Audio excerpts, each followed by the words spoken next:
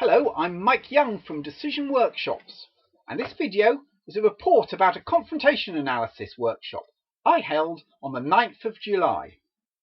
Well, what's confrontation analysis? It's a way to help commanders understand politics, plan political moves, and focus on the right things as they make those crucial decisions. And why is that so important? Well, because the usual method we use to understand is talking through with subject matter experts and listening to their advice. And strangely, we continue to do this.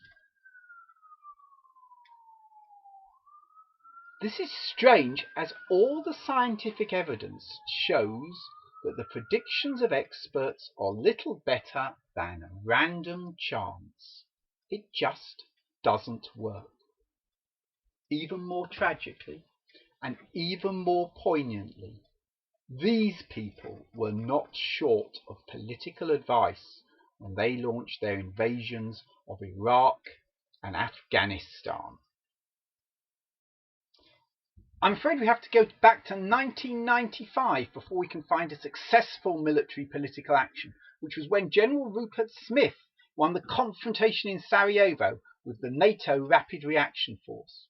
Rupert Smith did not shy away from explaining what he did. He wrote the book The Utility of Force, where he talked about war as a series of confrontations. And at the end of his life, he worked with the late Professor Nigel Howard to mathematically formalize his theory. It's Nigel Howard's work which, since his death, I've developed and refined and will illustrate in this video to show you the way we could handle political confrontations. So, how do you do confrontation analysis? Well, firstly, we want to look at who's involved in the decision we're interested in. Then, find out people's positions, what they're saying they want to have happen. This is easy. You ask them. Sometimes you have to listen for hints a bit, but in general you can get this. It's declared and in the open. Doesn't require knowing anyone's motivations or access to classified data. Just what they are saying. Third step is to find out what they will do if no better agreement can be made and nobody budges from their position. That's called the threatened future. It's what are people threatening or promising to do, and, more importantly, who believes them. So let's look at how we did that in the workshop, where we looked at the politics of the Middle Eastern country of Bahrain. Right, first step, who's involved? These are the four sides we represented. Firstly, the Bahrain government, based around the Al Khalifa family, the king, his son, the crown prince, and his uncle, who's prime minister. They, like 40% of the population, are Sunni Arabs and hold a lot of the political power. Secondly, the Shia, represented by the Al-Wafaq political party and their Iranian allies. The Shia are a majority of the population, but they think the king is discriminating against them and being undemocratic, something the king denies. They have, against the wishes of the king, been publishing bitter, divisive stories which the king thinks is irresponsibly stirring up hatred. Thirdly, Bahrain's powerful neighbour, the Sunnis, and the extreme Sunnis, the Salafists. They think the king should be tougher on the Shia, but they definitely don't want disorder in Bahrain, as that would affect Saudi economically, and any unrest would easily spill over. Fourthly, the Western media, and they're on the lookout for a good story. They tend to support the Shia as the underdog, who have been denied their democratic rights, but they're a bit worried that instability may result in far too much Iranian influence. So those are the parties involved. What are they saying they want to have happen. Let's look at that in detail. First of all, the Bahrain government could discriminate against the Shia. What we do is we put the positions of the parties down. We build up a table like this. Each of the participants has a position, what they think will happen, ought to happen. So, should the Bahrain government discriminate against the Shia? No, say Al-Wafaq. Ask the Bahrain government, are you discriminating against the Shia? And they say, no, we're not. Now, the other two parties aren't really that interested. So that's our positions. Our next step is the threatened future. What will they do if nobody budges? We put that on the left-hand side of the table. And the Bahrain government is saying that it's not discriminating against the Shia and it's not going to in the future. So put a cross there. But remember, we also said, do others actually believe them? And Al-Wafaq does not. So we show that by putting a question mark there. Now that is a problem. Al-Wafaq think the government is lying. They think this cross is actually a tick. And that is a dilemma for Al-Wafaq. Al-Wafaq don't trust the Bahrain government, so this is actually what's known as a trust dilemma. Here's the problem copied into my Dilemma Explorer program. As you can see on the right hand side there are 5 extra columns.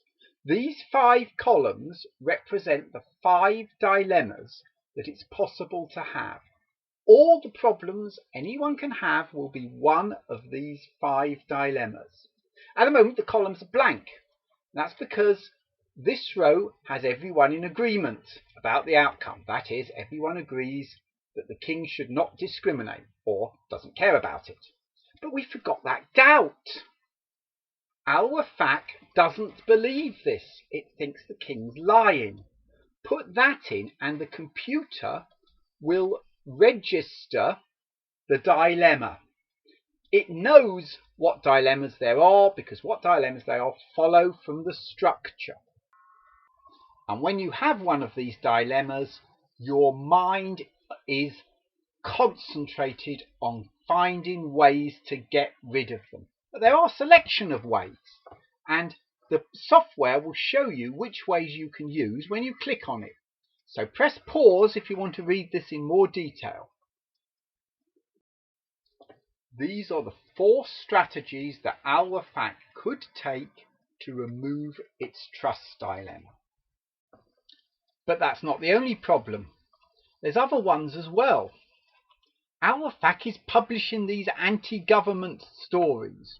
Now Al-Wafaq says, yes, I want to do it, but the Bahrain government says, I don't want you to do it. Don't want you to do it either, say the Saudis. And in the future, what's going to happen if nothing changes? Al-Wafaq is going to carry on publishing them in defiance of the Bahrain government. So that gives a different dilemma, a persuasion dilemma. Al-Wafaq is defying the Bahrain government, and the Bahrain government needs to persuade Al-Wafaq not to do it. Click on these bars and you'll be able to see the details of what the Bahrain government could do to overcome this dilemma. Press pause if you want to read them in more detail. But the Bahrain government has another problem. The Western press has picked up on this and is publishing the same stories. And the Bahrain government is getting bad press in the world because of this.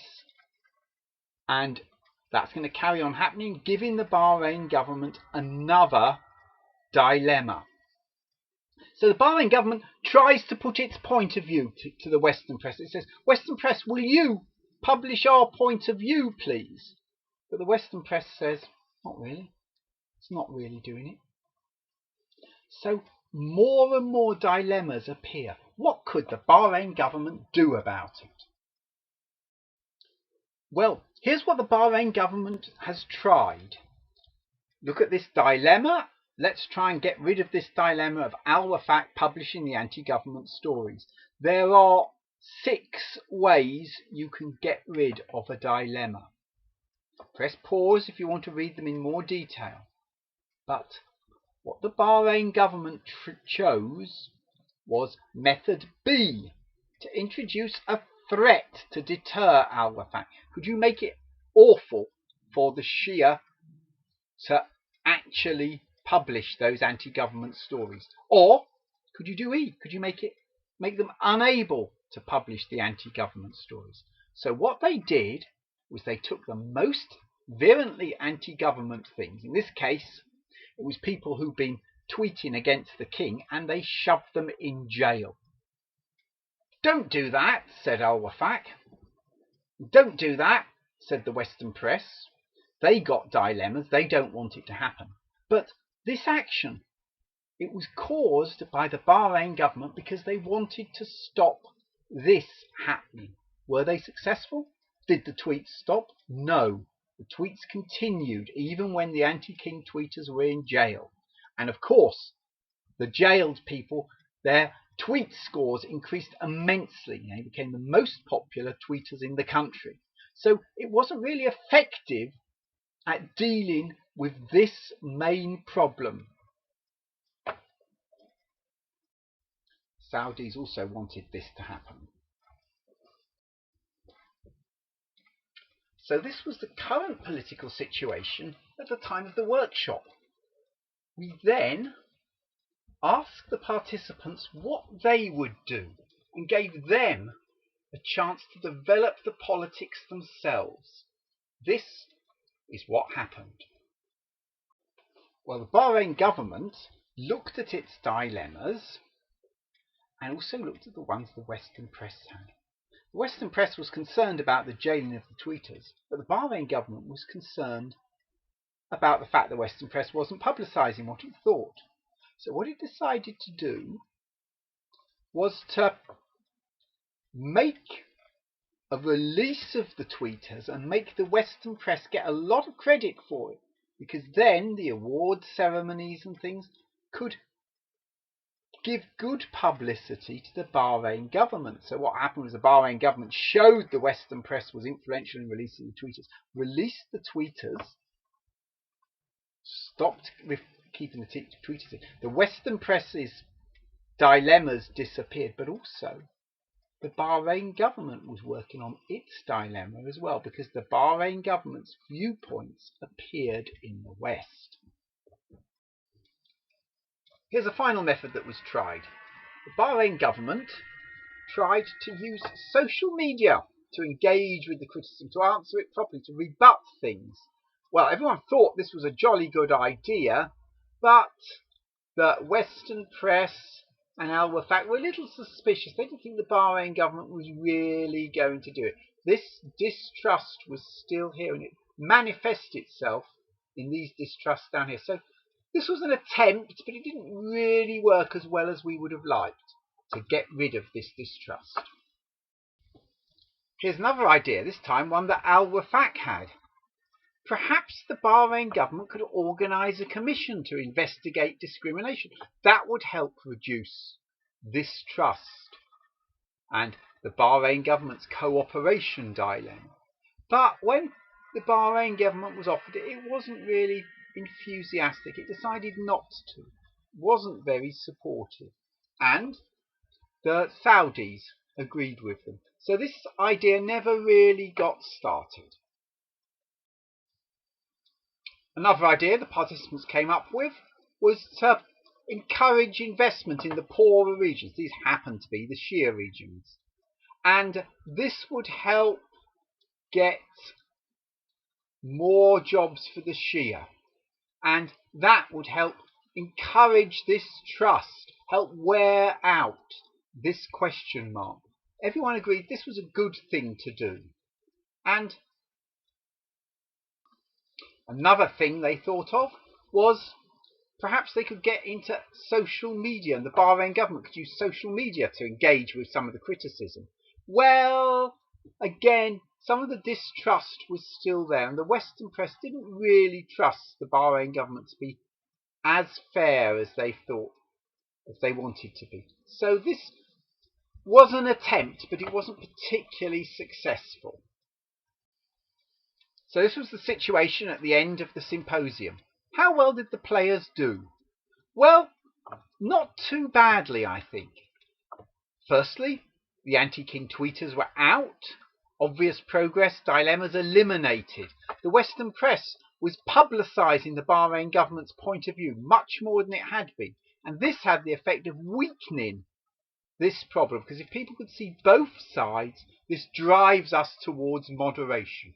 So, by looking at the important dilemmas, especially the ones at the top here, and by working on eliminating those, we got a greater focus, a greater ability to look at what we were really trying to achieve, and probably did better than the Bahrain government's attempts at limiting anti-government stories by shoving people in jail. That just hadn't worked. Are there problems remaining? Yes, there are, but they're smaller problems than the big problems we started off with. And we've got that focus on the important dilemmas. That's these ones at the top. And we're looking at different ways. There's 4 ways of solving this dilemma. There's 6 ways of solving this dilemma. This gives us an ability to think in a different dimension from usual. Often people just try B, and they think again and again of harder and stronger threats, leading to escalation. No, this way, with confrontation analysis, think of the other methods, A, C, D, E, and F. And that will help move us towards de-escalation, towards peace. So back to the confrontation analysis method. Participants, who's involved, relatively easy to do. Positions, what are they saying they want to have happen? Again, relatively easy to do. Threatened future, what will they do if no one budges? Easy to do. But then, from that, we can see dilemmas. And from the dilemmas, we can see strategies. Now, these dilemmas and the strategies are where most negotiations just flounder. These bits are the hard bits, but they're the bits where our program can help. So this is Mike Young for Decision Workshop signing off. I hope you can see how confrontation analysis can help you understand a political problem by expressing it in terms of these ticks, crosses, and question marks, and seeing the dilemmas that follow from it. I hope it can help you plan your next political moves by being able to look at what dilemmas are important and which ones you want to focus on eliminating. So that's the method. That's the power of confrontation analysis.